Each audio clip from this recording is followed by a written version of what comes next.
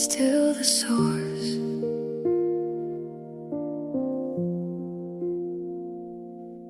When the road feels long and weary, and the night won't let me sleep, when my heart is running empty, and the mountain looks too steep, like Daniel in the waiting, holding on through every year, I will trust the God of promise, for I know that you are here. When I cannot see tomorrow, when I cannot understand, I will hold your word before me and place my life into your hands. You are still the source when my strength is gone, still the light that leads me on.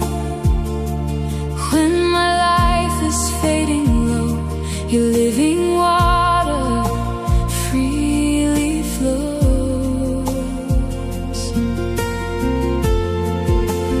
You are still the source of hope that never ends, faithful through the storm again.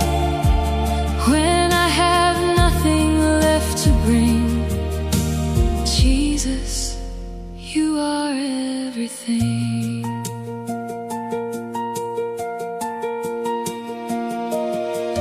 Through the fire and through the lions, through the seasons of delay, you were working in the shadows, even when I lost my way. Every promise that you've spoken, every word remains the same.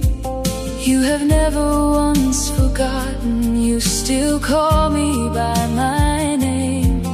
When I cannot see tomorrow, when I cannot understand, I will hold your word before me and place my life into your hands. You are still the source when my strength is gone, still the light that leads me on. When my battery's fading low, your living water freely flows.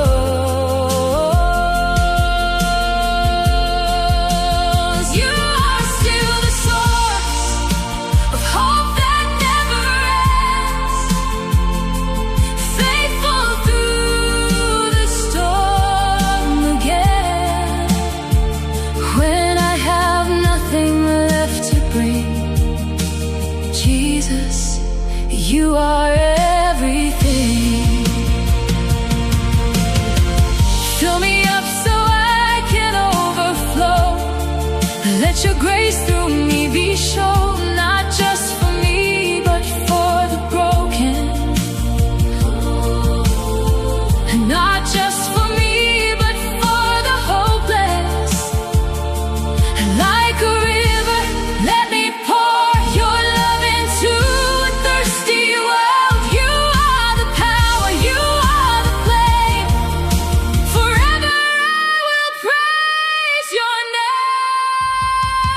You are still the source when my strength is gone, still the light that leads me on. When my battery's fading low, your living water freely flows.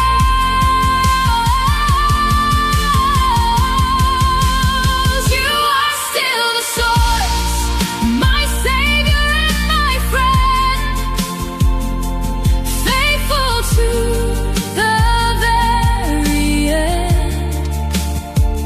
When I have nothing left to bring, Jesus, you are everything. When my life is on 1%, your grace is more than enough. En Genesis 1 is eintlik so 'n mooi gedeelte in die Bybel. En seker een van die mooiste gedeeltes, want as jy Genesis lees, veral hoofstuk 1 en 'n stukkie van hoofstuk 2, dan was alles volmaak. Daar was nie sonde nie, daar was nie hartseer nie, daar was nie pyn nie. Alles het 100% gewerk. En nou lees jy in Genesis 1 vers 1 staan daar, in die begin het God die hemel en die aarde geskep. Die aarde was woes en leeg. Die donker was oor die water, oor die oerwaters. Maar die gees van God het oor die water gesweef. En God het gesê, laat daar lig wees. En daar was lig. God het gesien dat die lig goed was. God het toe die lig en die donker van mekaar geskei. God het die lig dag genoem en die donker het hy nag genoem. En dit was aand en dit was oggend, dag 1.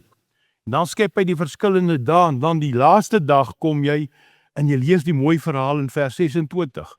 God het gesê, laat ons mense maak na ons beeld, as ons afbeelding, sodat hulle kan heers oor die visse van die see, die voëls van die hemel, die diere en oor die hele aarde, en oor al die kruipende diere wat op die aarde rondbeweeg.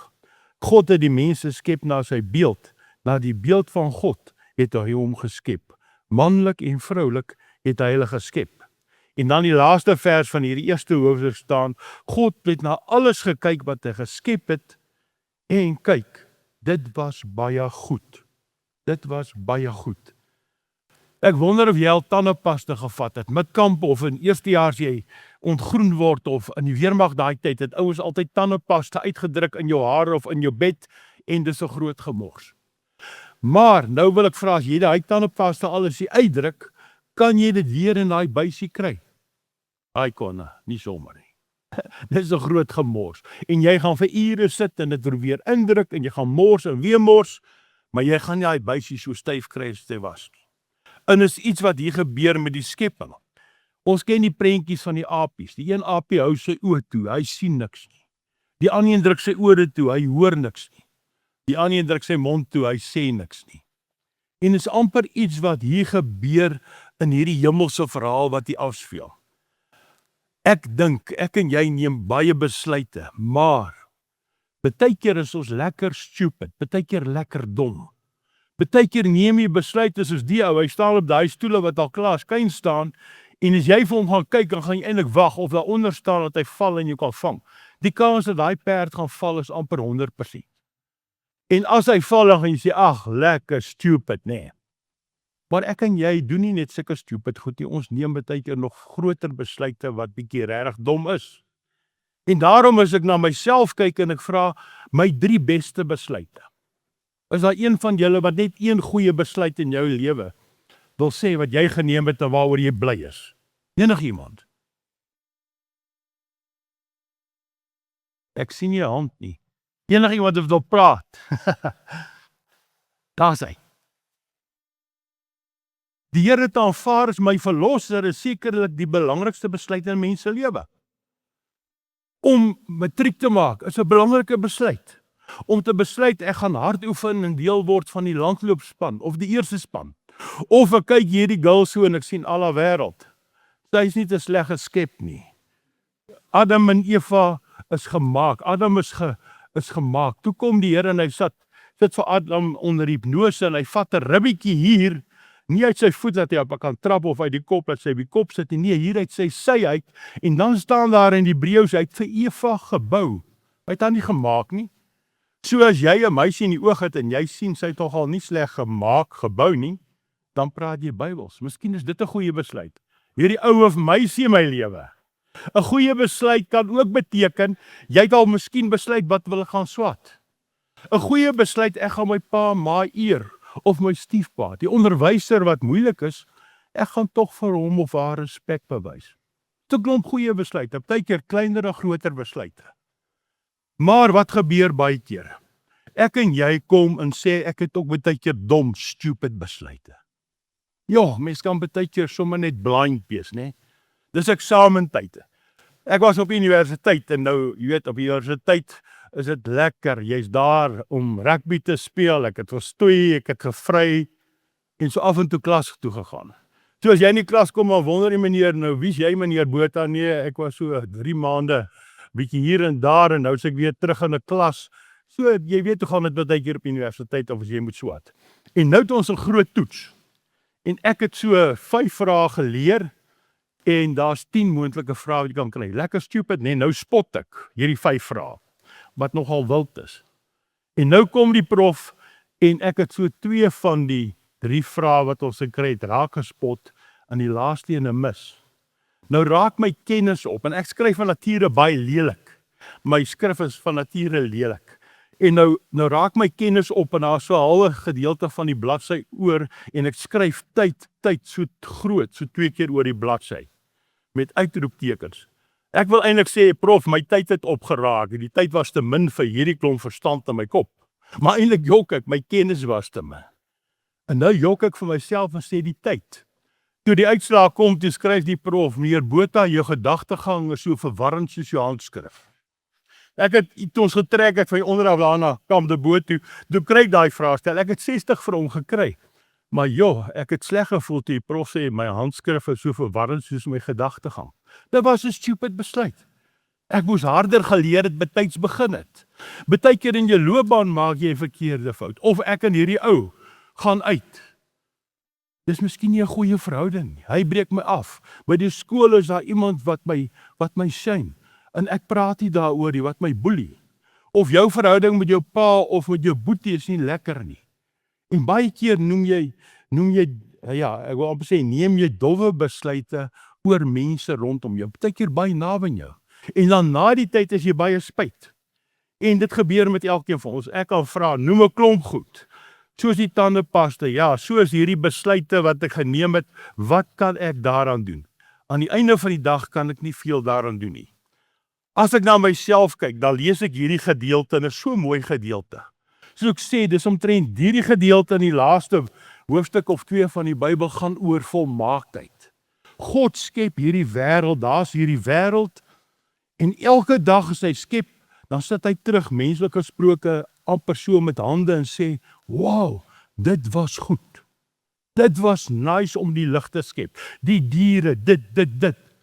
Elke dag sit hy terug, 5 dae lank en sê, dit was goed.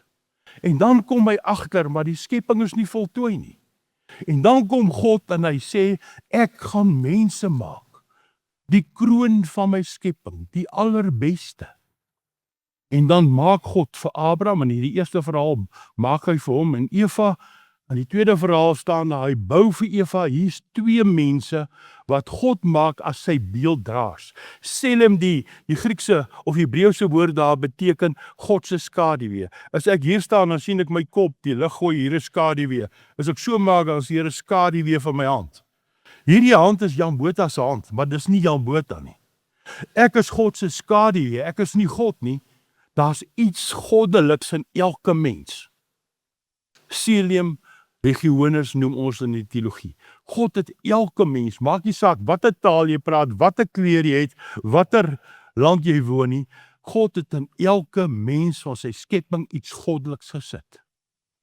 En as God hierdie 2 mense geskaap het, dan staan daar in vers 31, God kyk weer na sy skepping, die 6de dag, en hy sê, dit was baie goed.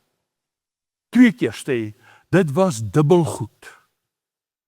Ek het die mens gemaak, alles is voltooi, dis die hemel hier op aarde, die paradys.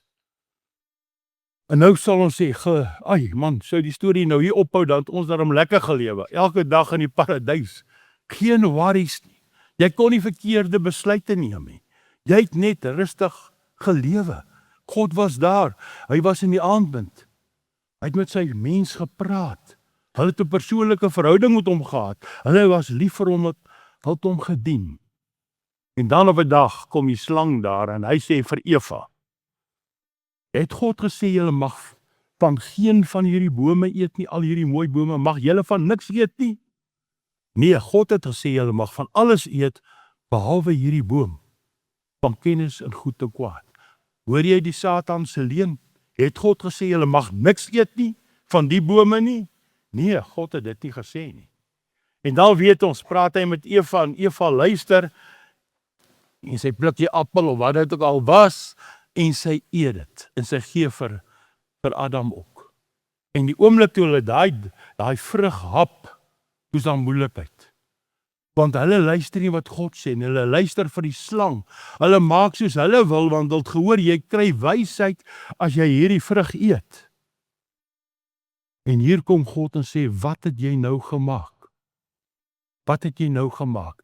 Letterlik het hulle ons uit die paradys uitgeëet. Dis hoekom ons seker vandag nog van eet hou en lyk soos ons baie keer lyk, nee. Ons hou van eet.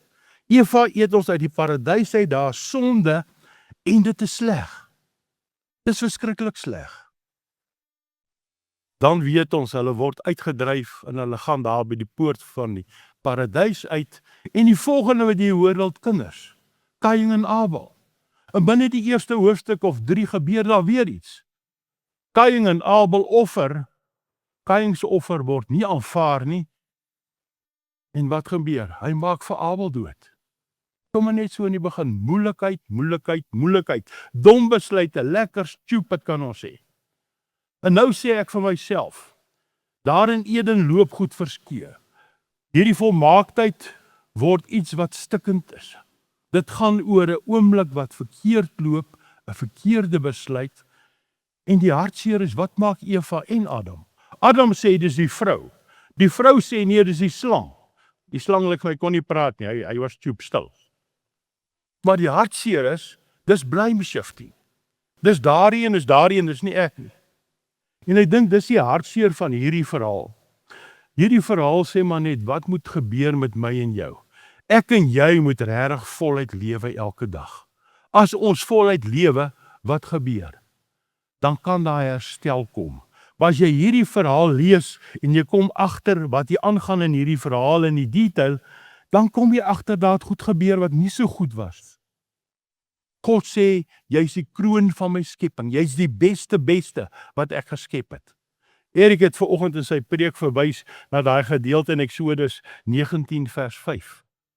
Aanvanklik kon jy 'n slaaf in die ou tyd koop, want hy word jou persoonlike slaaf, 'n mens wat geen waarde of status het of kan stem daar buite nie, ook nie 'n burger word van 'n land nie. Jy koop 'n slaaf vir tussen 500 en 1000 rand in vandag se terme. Dan word daai slaaf jou en hy kan werk, hy kan enigiets vir jou doen. Dis jou besitting soos jou motor en jou huis. Maar wat het God gesê? Hy wil nie mense as slawe hê nie. God wil mense hê wat hom persoonlik dien, sy volle persoonlike eiendom word. En die Hebreëse woord wat hy daar gebruik sê, God maak vir mense die belangrikste besitting wat hy het. Soos dit hier staan. God maak vir Adam en Eva die beste, goed geskape. Na die val is daar moeilikheid, daar sonde, ons weet dit. As daar sonde kom, wat gebeur met my en jou baie keer? Dan raak ons moedeloos. Dan sê ek, maar joh, ek wil net gelukkig wees. Ek kan vir jou sê op jou selfoon, kyk gou daar's 'n location wat ek vir julle kan gee op GPS en sê, okay, kom ons kry mekaar oor 'n halfuur daar. En ek waarborg jou oor 'n halfuur gaan ons daar wees en wat gaan jy agterkom? Dis nie te ver, hier's net nie om die draai. Hier moet die straat af, links regs, dan kry jy Hedderdale begrafplaas. Die ouens wat daar lê, en vrouens, en mense wat ons vooruitgegaan het, dis al mense wat nie meer kan sonde doen nie. Nie meer stupid besluite kan neem nie. Tot die dag wat jy doodgaan, het jy keuse. Ek kan aanhou dom besluite neem en elke keer in my kop stamp, en later gaan jy 'n skrimpet dra, en later 'n valhelm met van al die kop stamp, maar dit gaan nie help. Hierdie hasingskudding wat jy elke keer opdoen, laat jou kop raas, maak jou moedeloos. Of jy kan kom en besluit, nee, ek wil nie so lewe nie. Ek wil nie so lewe nie. God het alles goed gemaak, maar hierdie sonde, en ek dink baie keer praat ons baie ligtelik oor hierdie verkeerde besluit van Adam en Eva. Hulle het sonde gedoen, hulle het hulle verhouding met God verbreek. En dis die hartseer. Sonde beteken in die eerste plek, dit wat hulle gedoen het, hulle was ongehoorsaam. God het gesê, so lewe, los net daai een boompie. Hulle besluit, nee, ons druk die tandepasta uit, ons gaan groot. Dis die hartseer. Sonde beteken dis opstand teen God. Dit beteken letterlik amper in die verhaal, ek gaan na myself kyk, dit gaan oor ek en ons draai ons rug op hierdie God wat ons geskaap het, ons wil daai pad loop. Ons gaan nou wyse mense mos nou wees. En ek dink menslik gesproke het God so gekyk, en daar was trane in sy oë, en hy het teen sy kop geskit en gesê, wow, wat gaan hier aan? Kan dit waar wees, dat mense wat ek goed geskaap het na my beeld, my skaduwee, teen my draai, hulle eie koers wil vat? En dan lees jy van Kain en Abel, en dan lees jy van daar af tot in Openbaring van mense. En waar mense is daar moeilikheid, swak verhoudinge. Jy lees van verkrachting, jy lees van moord, jy lees van oorlog, jy lees van familiehaat. Van mense wat Jesus verraai en verloon. Jy lees van Dawid. Dawid was die koning. God se belofte aan sy volk. Hier kom Dawid. Hy sou die paleis, eintlik die tempel bou, maar nee. Met sy oorspel met Batsheba sê God, nee, jou seun gaan dit bou. En ek dink die wonderlike is, as jy lees van verkeerd loop, was Dawid ook maar 'n mens, soos ek en jy. Hy het verkeerde paaie geloop.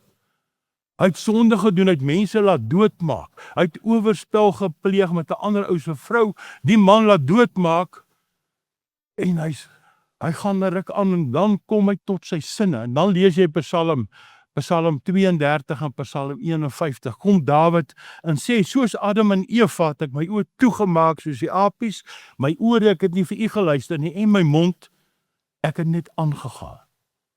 En dan kom Dawid en hy bely sy sonde voor die Here. Hy praat dit. Hy skryf in daai 2 psalms. Ek het voor u gesondig, voor u alleen. En dan sê hy eintlik indirek, ek het myself vernietig in hierdie proses. Ek het al hierdie tandepaste uitgedruk. Daar's niks meer van my oor hier binne myself. En dan wend hy hom tot die mense rondom en sê, ek is jammer teenoor julle ook. Ek gaan regmaak waar ek verkeerd gemaak het. En in hierdie psalm kom Dawid in Psalm 52 vers 7 en sê, 'n hart vol ootmoed en berou, 'n stikkende hart, regte opregte berou, sal u nie gering ag nie. God sien, hy's jammer, maar jammer beteken ook, ek draai om, ek gaan nie weer hierdie verkeerde goed, stupid keuses, dom goed die hele tyd doen nie, ek draai terug na God toe, laat sy gees my verstand vernuwe, en my elke dag gaan lei. In hierdie tyd wat verby is, die afgelope tyd, het ons gelees weer van Jesus se kruisiging gehoor in die preke en dit beleef. Ons het ook gepraat van Pinkster. Die Heilige Gees word uitgestort in mense wat maar mense was, Petrus, die ander disippels, hulle kon nie lekker praat nie, veral nadat hy Jesus verloon het. En daar by Pinksterdag is hierdie groot koppe van die Sanhedrin, die priesterhoofde, almal verbaas oor hierdie gewone mense wat maar aangejaag het en verkeerde keuses gemaak het, maar weer teruggedraai na Jesus toe hy opgestaan het. Hulle is verbaas oor hulle vrymoedigheid. Hulle praat met daai groot koppe oor Jesus as die Here, hulle Here. Die Heilige Gees werk en 'n klomp mense kom tot bekering. Filippense sê Paulus, maar ons moet so wees en bid dat die Heilige Gees ons aan die brand steek. Hoor jy die kontras, Adam en Eva, Dawid, ek en jy ook maar? Die oomblik as jy terugdraai, opreg berou het oor al hierdie keuses wat verkeerd was en stupid was, dan kom God deur Jesus se bloed en was jou skoon. Die Gees kom en bemagtig jou. En wat beteken dit in die praktyk? Dit beteken die volgende. Ek en jy kan 'n verskil maak. Wat doen ek as ek 'n fout maak? Maak ek daai triek van Adam en Eva? Nee, dis jy, dis my boetie, dis daai stupid onderwyser. Nee. Ek moet self verantwoordelikheid aanvaar vir my eie swak besluite.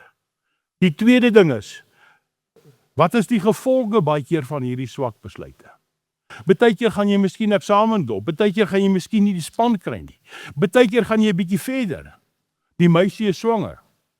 OK? En ons kan 'n klomp goed nie. En wat gebeur dan? Aanvaar ek verantwoordelikheid vir hierdie besluit en dit wat daar gebeur het en ek kyk my ouers en die familie of my kind in die oog en ons gaan aan. Ons hanteer dit. met hierdie besluite en die gevolge gaan seer, stikkend wees, gebroke wees. En hy diep innerlike seer berou voor God, gaan dit saam. As ek by daardie punt uitkom, dan is daar heling. Dan kom ek en ek weet, hierdie God wat hier in Genesis skryf, die eerste hoofstuk, en in Openbaring se laaste hoofstuk wat sê, hier is 'n nuwe hemel en aarde op pad. Dis dieselfde God. En hy het een ding, wat hierdie groote God, die enige God, dwars deur die geskiedenis van die skepping tot die wederkoms, een ding in gemeen, ek is God. En dit beteken, ek is getrou. Nou hier waar ons sit. Hy was getrou in die geskiedenis van die hele Bybel en van die wêreld. Jy kan op hom reken. Hy gaan nooit sy oë toemaak en sê, gaan weg, as jy 'n stupid besluit geneem het. Nee. Psalm 37, die boodskapse vertaling sê so mooi, as ek en jy struikel en val, dan kom buig hy by my en hy tel my weer op. Dis die God van die Bybel. Herstellende genade. Hy gee weer 'n kans. As hy jou weer 'n kans gee, dan kan jy miskien jou beste pel help. Jou ma help. Die mense by die werk help. Hoekom? Omdat jy bietjie skoolgeld betaal het al. Omdat jy ook al gesien het, die lewe is nie net maklik nie. Erik het vanoggend gesê, Jesus kom in Johannes 10, vers 10 en sê, ek gee vir jou lewe en dit in oorvloed, abundantly. Dan dink ons, ek gaan geld hê, ek gaan die kar ry en die vrou en die huis en nee, dis glad nie wat daar staan nie. Hy sê, ek gee vir jou die ewige lewe en geloofsgroei, betrokkenheid by 'n gemeente, om van hier af te gaan lewe daar buite, dis wat ek vir jou gee, in oorvloed. En as jy dit doen in lewe, dan is 'n motor, 'n vrou, 'n kinders, familie, vriende, skool, dan's al daai goed bonusse. Bonusse. Hierdie gedeelte is so mooi. Ek en jy is belangrik vir God. Dis hoekom ek vandag hier staan, dis hoekom jy hier sit, om dit net weer te hoor. 2 keer in Ou Testament, Deuteronomium 32 vers 11, Sagaria 2 vers 8 staan daar, God sê vir sy volk daai tyd, mense wat in hom glo, 'n persoonlike verhouding met hom het, sê, julle is my oogappel, vir sy volk. En dan, wat altyd vir my mind-boggling is, vir ou Dawid, hy was die groot koning, miskien die beste koning selfs, maar hy het baie keer so aangejaag, die net die oë toe hou sy apies en sê, okay, kan God vir hom lief bly? God sê ja, Dawid, uit wie Jesus sy nageslag gebore is, was my oogappel, my geliefde. En dan sê ek wil so ver gaan, dan kan jou eie naam invul. Ek kan sê, Jan Botha, jy is God se oogappel. En ek kan by elkeen hier voor begin wimpie deurtrek tot hierso by Stef. Elkeen van God se oogappels is vanaand hier. Besef ek dit? Ek hoop so. Gaan ek foute maak? Ja, beslis nog baie. Wees teachable. Leer daaruit, draai om terug en sê, Here, hier meld ek weer aan.